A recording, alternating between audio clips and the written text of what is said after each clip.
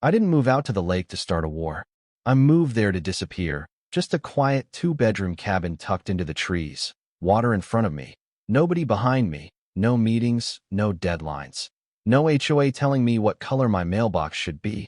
And for about 3 days, it actually felt like I'd made it, like I'd finally outrun all the noise. Then the letter showed up. Crisp, white envelope, stamped urgent in aggressive red ink like it was trying to yell at me before I even opened it. And I remember standing there in my driveway, keys still in my hand, thinking, no way this is for me. Not out here. But it was. Dear property owner.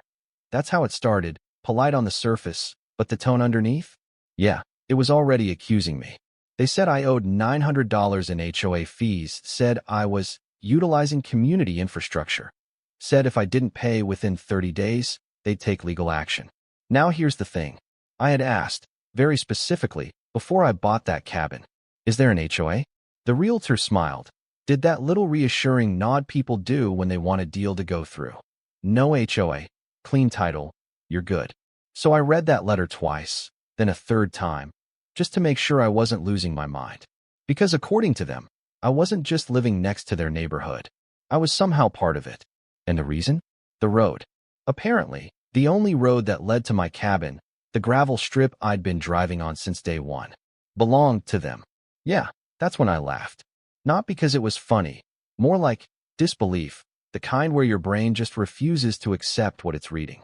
So the next morning, I drove down to their entrance, gated community, neat rows of houses, everything just a little too perfect, like it had been designed to look expensive rather than feel like home. And waiting for me, like she knew I was coming, was the HOA president. Let's call her Diane Mercer. Late 50s, perfectly styled hair, blazer in the middle of a weekday like she was running a Fortune 500 company instead of a lakeside neighborhood, and she didn't shake my hand. Didn't even try. Mr. Carter, she said, flat, controlled, like she'd already decided who I was before I opened my mouth. We need to discuss your obligations. Obligations, that word hit different when you hadn't agreed to anything. I told her straight, I'm not part of your HOA. She smiled, and I swear it wasn't friendly. It was the kind of smile people use when they think they're about to educate you. The road you're using runs through our development, she said, pointing back behind her like she owned the ground itself. That makes you subject to our regulations. Now, I'm an engineer by trade. I don't argue feelings, I argue facts. So I asked her, show me the document. Just that simple.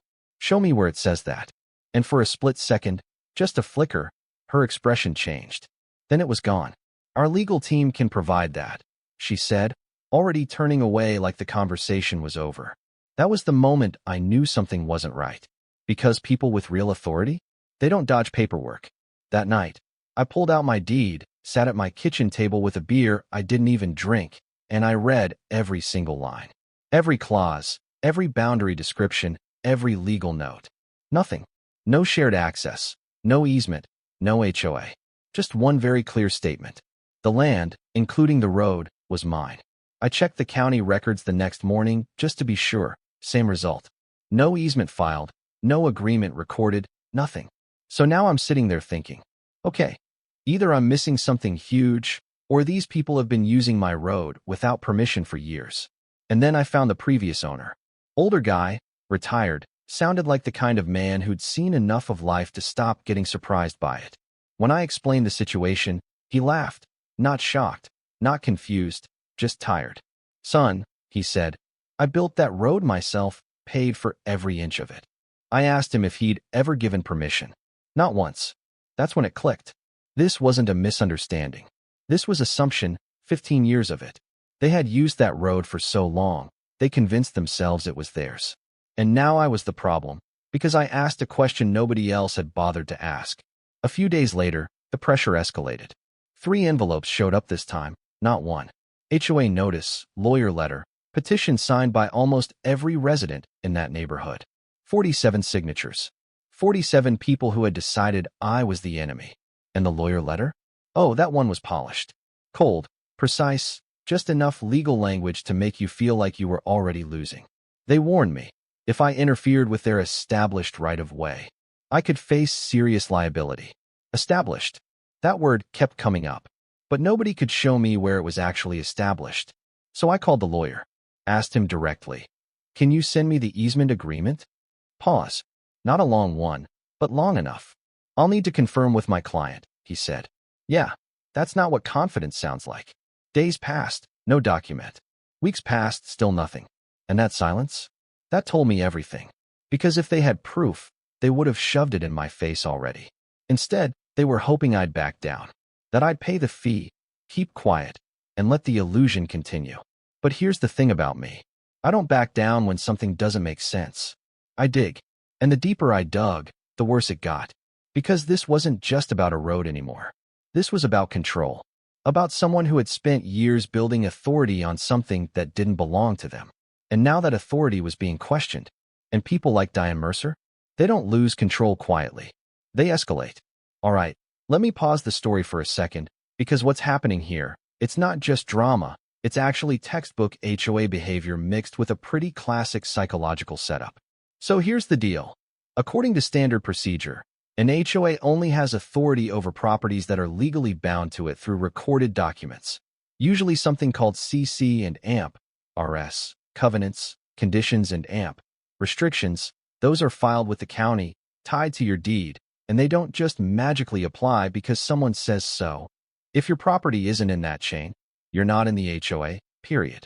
Now the keyword Diane kept throwing around, easement. From a legal perspective, an easement is a very specific thing. It's a recorded right that allows someone else to use part of your property for a defined purpose, like access or utilities. And here's the important part. It has to be documented, not assumed, not remembered, not, "We've always done it this way," documented. Because if it's not recorded legally, it doesn't exist. Now sure, there's something called a prescriptive easement, which is basically when someone uses land long enough that they might gain rights to it. But that comes with strict conditions. We're talking continuous, open, and hostile use for a very specific number of years. And even then, it's not automatic. It has to be proven in court. And most people don't realize this. But if the original owners simply allowed that use, even informally, it's considered permissive, and permissive use never turns into legal ownership, no matter how long it goes on. Now let's shift to the psychology for a second, because this is where it gets interesting. This is a psychological trap. When a group of people believes something long enough, especially when there's a figure of authority reinforcing it, they stop questioning it. It becomes truth, simply because nobody challenges it. Add a little paperwork, a few official-looking letters, maybe a lawyer's name on top, and suddenly people assume it must be real. That's called authority bias. And Diane? She was leveraging it perfectly. She wasn't proving anything. She was projecting certainty, counting on the fact that most people would rather comply than investigate. And honestly, most of the time, that works. But the second someone checks the foundation, the whole thing starts to crack. And that's exactly where we're at in the story. Because now, it's not just about whether I'm right. It's about what happens when someone realizes they've been wrong for 15 years. And they're too deep to admit it. So after that silence, after the letters stopped, after the lawyer stopped calling me back, I had a choice. I could wait, sit there, let them make the first move, maybe drag this into court months down the line, or I could do something Diane Mercer clearly didn't expect. I could take control of the timeline.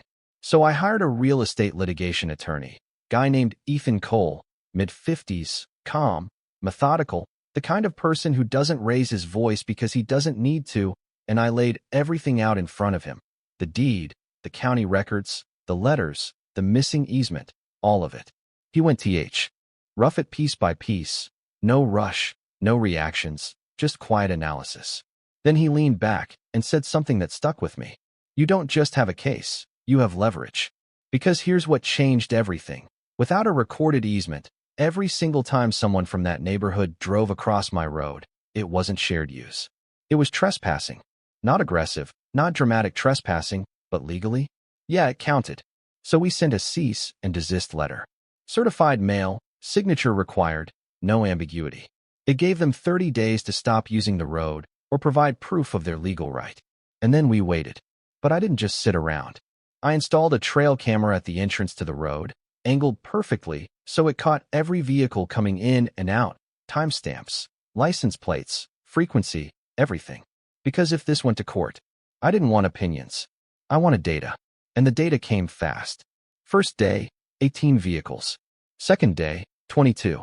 By the end of the first week, over 150 recorded entries. These people weren't occasionally using the road, they were depending on it.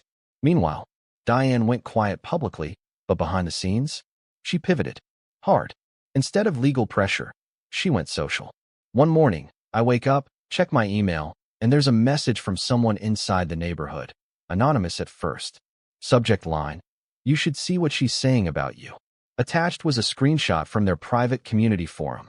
Diane had posted, calling me an outside aggressor, saying I bought the property specifically to extort money from families, telling residents not to talk to me, not to engage, to stand united. And just like that, the narrative flipped. I wasn't the guy asking for proof anymore. I was the threat. Now here's where things got ugly. Trash started showing up at the entrance to my road, not dumped randomly, placed deliberately. Like a message. Then came the graffiti, just one word spray painted on a tree near the property line. Leave. And then one morning, I walked out to my truck and found 3 cars parked across the road, blocking access completely. Nobody around, just the message. You don't belong here. Now, I could have reacted. I could have escalated, called the cops, confronted people, but Ethan had been very clear. Don't interrupt them when they're making mistakes. So I documented everything. Photos, timestamps, reports, every single incident went into a folder labeled harassment. And Diane? She kept talking. See? People like her, they don't know when to stop, they double down. She started posting more, longer messages, more aggressive accusations that didn't even make sense anymore. Calling me a fraud, a criminal, even implying I was dangerous. And then she slipped. One post, one line buried in a paragraph of nonsense. We've been using that road long before he was even born. Now, I read that twice. Because it didn't just sound wrong, it was wrong. The timeline didn't match anything. The development was built maybe 15 years ago. The road itself? Built less than 20. I was in my late 30s. There was no version of reality where that statement made sense. And that's when it hit me. She wasn't just bending the truth. She was making things up in real time. I sent that to Ethan. He replied within an hour. That's defamation. But then he added something else. Wait, she's not done. And he was right. 2 days later, I got another message from inside the neighborhood, this time not anonymous. Woman named Lena Brooks. Short email, one attachment. No explanation. Just, I think you need this. I opened the file, and I swear, I just stared at it for a full minute. It was a scanned document.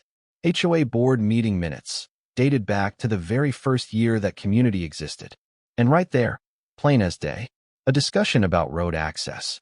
Legal counsel advising, no easement exists, permission needed. And Diane Mercer's response, recorded, approved, signed. If no one complains, it becomes ours eventually. I actually laughed when I read that. Not because it was funny, but because it was so perfect. 15 years of assumption, built on that one decision. And now, I had it in writing. So we prepared. Not for court, not yet. For something better. The HOA monthly meeting. Open to the public. Now, technically, I wasn't part of their community, but as an adjacent property owner affected by their actions, I had the right to speak. 10 minutes. That's all they gave me. 10 minutes to dismantle 15 years of lies. The night of the meeting, the room was packed. Standing room only. People holding signs, whispering, staring at me like I was the villain walking into the final scene. Diane sat front row, composed, confident, like she still believed she could control the outcome. She spoke first. Of course she did. Painted me as an opportunist, said I was trying to hold the community hostage, brought up families, kids, safety, all the emotional triggers. And the crowd? They were with her. Nods, murmurs, quiet agreement. Then my turn came, and I didn't argue. I didn't raise my voice. I just connected my laptop to the projector. First slide, my deed. Highlighted section, ownership of the road. Second slide, county records. No recorded easement found. You could feel the shift, not loud, not dramatic, just quiet confusion starting to spread. Then I showed the building permit, the affidavit from the original owner. Then the footage. Cars, dozens of them, timestamps rolling. This is what trespassing looks like. I said calm, steady. And then, I pulled up the final document. The board meeting minutes. I read it out loud. Slowly. Every word. And when I finished, the room didn't react right away. There was just silence. The kind of silence where people are recalculating everything they thought they knew. Then someone asked, "Is this real?" And Diane, she stood up, tried to deny it, said it was fabricated, said I was manipulating documents. But she made one mistake. She pointed at Lena, accused her publicly, called her a traitor. And that's when the room turned. Because now it wasn't just me. It was one of their own. Ethan stepped forward then, introduced himself, laid it out clean. Trespass, fraud, defamation, and potential criminal exposure. No emotion, just facts. And you could see it happen. One by one, people stopped looking at me and started looking at her. Different this time.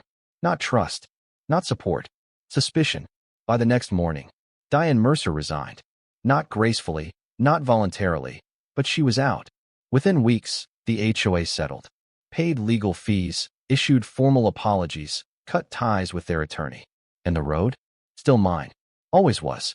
But the story didn't end there. Because a couple weeks later, Lena came to see me. Said the community needed that road. The alternative route added 20 minutes. Some residents couldn't manage it. And she asked if I'd consider granting legal access. Not demanded, not assumed. Asked. And that changed everything. Because for the first time, someone treated it like it was actually mine. So I agreed. No money. No leverage. Just conditions. Everything recorded properly, public acknowledgement of what happened, and respect moving forward. And just like that, the same road that started a war ended it. So yeah, that's how a quiet lake cabin turned into a full-blown neighborhood collapse. And if you're thinking, man, that escalated fast, it didn't. That's the part most people miss. This didn't start with me buying the property. It started 15 years earlier, with a decision that seemed small at the time. If no one complains, it becomes ours eventually. That line, that wasn't just a shortcut, it was a mindset. And that mindset spread.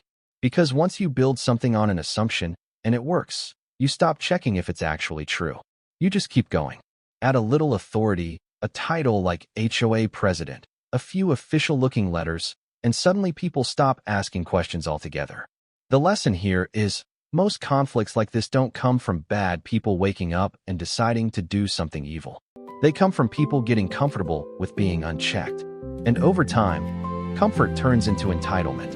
Now, from a legal perspective, this whole situation was actually pretty simple. No recorded easement, no legal right. That's it. But socially, psychologically, way more complicated. Because you had 47 families who genuinely believed they were in the right. They weren't trying to steal anything. They were operating inside a story they'd been told for years. And when that story got challenged, it felt like an attack. That's human nature. We don't like being wrong, especially not collectively. So instead of questioning the foundation, people defend it. They double down. They look for a villain. And in this case, that villain was me. Which brings me to something important. This is a psychological trap. When authority tells you something long enough, especially in a structured environment like an HOA, it becomes reality, not because it's true, but because it's repeated. And once a group accepts that reality, challenging it feels like breaking the social contract. That's why the backlash got so intense. It wasn't just about a road. It was about identity, community, trust. And when those things feel threatened, people react emotionally, not logically. Now here's the part that really matters. According to standard procedure, everything could have been avoided. All of it. One conversation, one signed agreement, one recorded document back in 2009. That's it. Instead, they chose silence. And silence, over time, becomes liability. Because the longer something goes unchallenged, the harder it hits when it finally is. And Diane, she didn't just make a mistake, she committed to it. For years. And when it caught up to her, she didn't adjust. She escalated. That's another lesson. When someone builds their identity around being right, they'll fight reality itself before admitting they're wrong. And that's exactly what happened. Now a lot of people ask me, why didn't I just shut the road down? I could have. Legally, I had every right. And for a while, I thought about it. After the harassment, the trash, the threats. Yeah, I thought about making a point. But here's the thing. Power isn't tested when everything's fair. It's tested when it isn't. And I realized something sitting out there on that porch one night, looking at the lake, listening to cars pass by on a road I technically owned. I didn't buy that place to control people. I bought it to be left alone. And shutting the road down? That would have turned me into exactly what they thought I was. So I didn't. Instead, I made it legal, transparent, mutual, because the goal wasn't to win. It was to reset things the right way. And yeah, that took longer. It took patience, documentation, restraint. But it also changed something. Not just legally, but socially. People started waving instead of staring. Conversations replaced assumptions.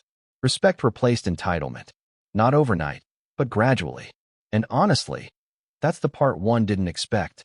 Because when you strip everything else away, most people don't want conflict. They just want clarity. They want to know where they stand, what's fair, what's real.